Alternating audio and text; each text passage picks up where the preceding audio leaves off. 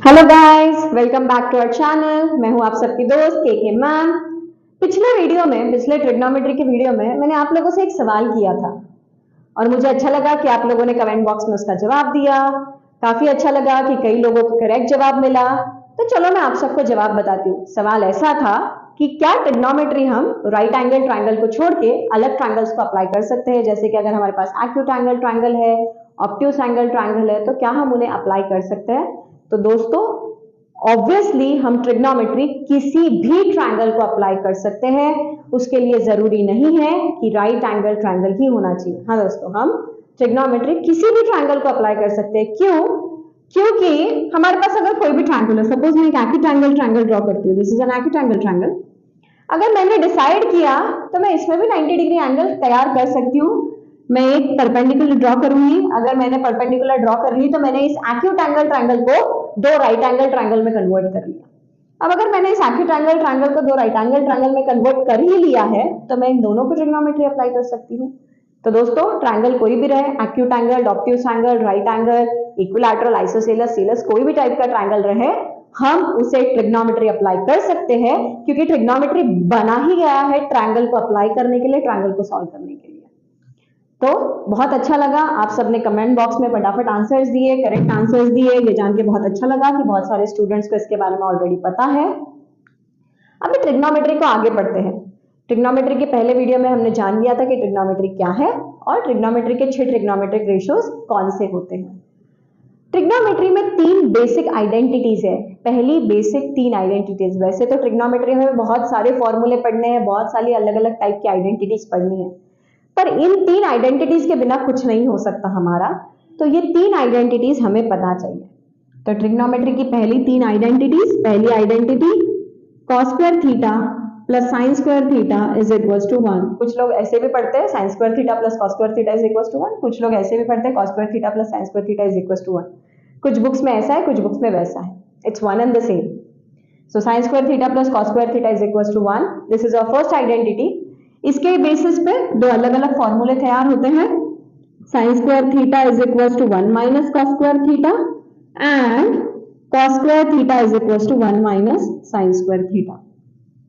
तो कई बार हम साइन स्क्वायर थीटा को रिप्लेस कर देते हैं 1 माइनस cos स्क्वायर थीटा से, कई बार cos स्क्वायर थीटा को रिप्लेस कर देते हैं 1 माइनस साइन स्क्वायर थीटा से। तो इसी के बेसिस पे, इस आइडेंटिटी के बेसिस पे ये दो फॉर्मूले तैयार हुए हैं स्क्वायर के, साइन स्क्वायर थीटा और cos स्क्वायर थीटा के। So this was our first identity. हमारी सेकेंड आइडेंटिटी है 1 plus tan square theta is equals to sec square theta. So this is our second identity, 1 plus tan square theta is equals to sec square theta. इसके basis पे भी दो फॉर्मूले बनते हैं। tan square theta is equals to sec square theta minus 1 and sec square theta minus tan square theta is equals to 1. तो इस identity के बेसिस पे 1 plus tan square theta is equal to sec square theta के basis पे दो फॉर्मूले बनते हैं।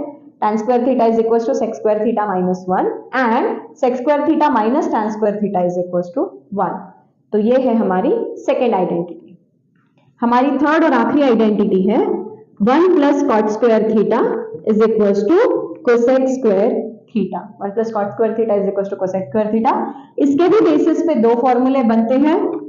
cot square theta is equals to cosec square theta minus 1 and cosec square theta minus cot square theta is equals to 1. तो तीसरी identity हमारी 1 plus cot square theta is equals to cosec square theta। उसके basis पे दो फॉर्मूले, cot square theta is equals to cosec square theta minus 1 and cosec square theta minus cot square theta is equals to 1. तो ये हमारे trigonometry की 3 basic identities, sin square theta plus cos square theta is equals to 1, 1 plus tan square theta is equals to sec square theta and 1 plus cot square theta is equals to cosec square theta. इसके अलावा मैं आप लोगों को और कुछ बताने वाली हूँ आज, which is called as trigonometric ratios of standard angles. अब ये स्टैंडर्ड एंगल्स है कौन से?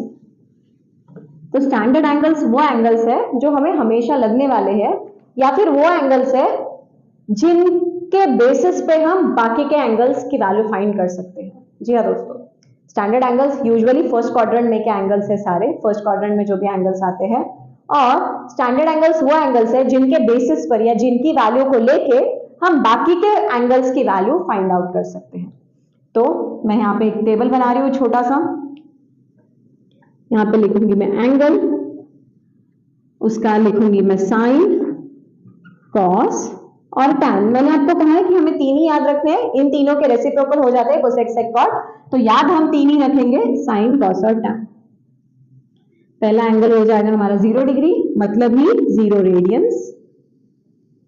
उसके बाद है 30 degree, 30 degree is π/6 radians. 45 degree is π/4 radians. 60 degree is π/3 radiance.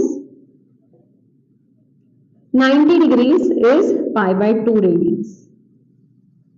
सारे फर्स्ट क्वाड्रेंट में क्या एंगल्स है? 0 degree, 30 degree, 45 degree, 60 degree, 90 degree. तो इन्हीं को कहते हैं हम स्टैंडर्ड एंगल्स, क्योंकि इन फर्स्ट क्वाड्रेंट के एंगल्स के बेसिस पे हम बाकी के कई सारे एंगल्स की वैल्यूज फाइंड आउट कर सकते हैं, इसलिए इन्हें कहा जाता है स्टैंडर्ड एंगल।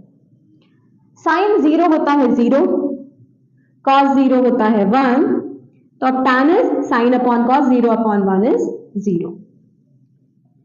साइन 30 डिग्री होता है 1/2, कॉस 30 डिग्री होता है √3/2, tan हो जाएगा साइन अपॉन कॉस, सो 1/√3।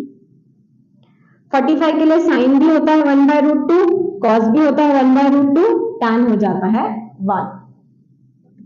60 डिग्री के लिए 30 के उल्टा है, साइन हो जाता है √3/2, कॉस हो जाता है 1/2 और tan हो जाता है √3।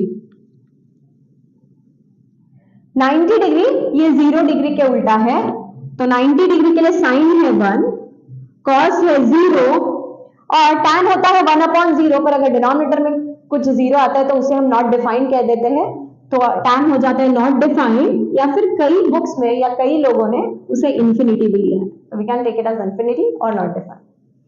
तो ये स्टैंडर्ड एंगल्स है हमारे। स्टैंडर्ड एंगल्स के साइन कॉस टैन की वैल्यू है, for 0 sine is 0, cos is 1, tan is 0, for 30 sine is 1/2, cos is √3/2, tan is 1/√3, for 45 sine cos both are 1/√2, 1/√2, tan is 1, for 60 sine is √3/2, cos is 1/2, tan is √3, for 90 sine is 1, cos is 0 and tan is not defined. तो ये है standard angles के trigonometric ratios, ये हमें by heart याद चाहिए, कभी भी हमें भूलना नहीं है, क्योंकि इनके बेसिस पे हमारे कई सारे कैलकुलेशंस होने वाले हैं, इनके बेसिस पे हम कई सारे एंगल्स के ट्रिग्नोमेट्रिक वैल्यूज निकालने वाले हैं, ट्रिग्नोमेट्रिक रेशियोज की वैल्यू निकालने वाले हैं, तो भूलना नहीं है, इसे याद रखना है। अगले वीडियो का इंतजार कीजिए, तब तक पढ़ते रहिए, स्टे ट्यून्ड, थैंक यू।